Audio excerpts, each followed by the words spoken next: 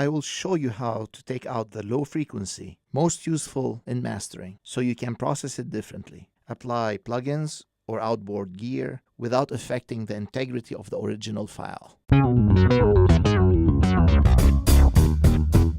So what I will do is I will duplicate this into 2 copies. One copy would be to address the low end and one would be to address the high end. So here we go. I duplicated them. I called one low and I called one high. What I will do is I'm going to put an EQ on the low and EQ on the high. So for the low end track, I used a low pass filter. I chose 200 Hertz and it's a 12 dB slope. So since I'll be stacking both tracks, the low and high, so on the crossover there will be a plus 6 dB difference. So what I did is I doubled the 12 dB slope, so we'll have 2 of them, and from the other side there'll be 2 of them. This way the volume level will be the same compared to the original source. This is the 12 dB. I did 2 of them. Here you go. This is one, and then I add another one, and this one shape. So now I have the 2 EQs for the low and the high. So if I play them, I mute the source, which is the original, and I used linear phase high on both of them. This way there won't be any phase shifting. I need to verify it by comparing it to the original. I put a trim plugin simply to use the polarity switch and check with the phase inverting if the signal, the sound cancel each other. That means 100% I kept the integrity of the file. Turning off the polarity switch, and this doubles the signal.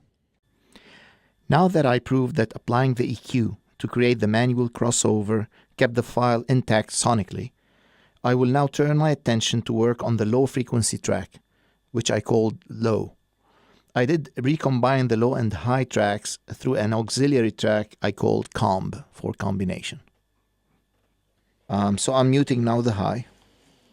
So now I'm hearing only the frequency 200 and below. Up from here we can choose whatever you want to do. So for example, I used a delay line. Here I used a delay using 2 taps.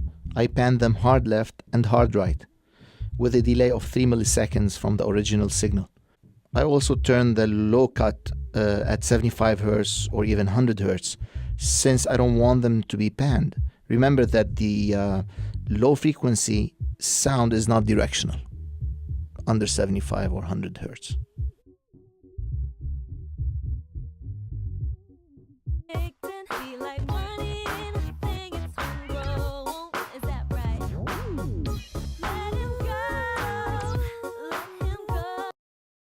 I wanted to get this big punch, so I used UBK, which is sort of compressor with saturation, and I took out the high pass to process the low. So here's the original.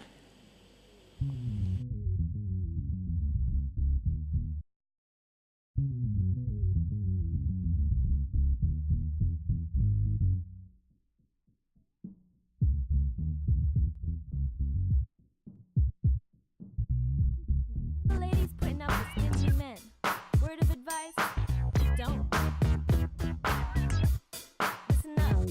It ain't all about how much you're packing, ain't no holy grail getting my own.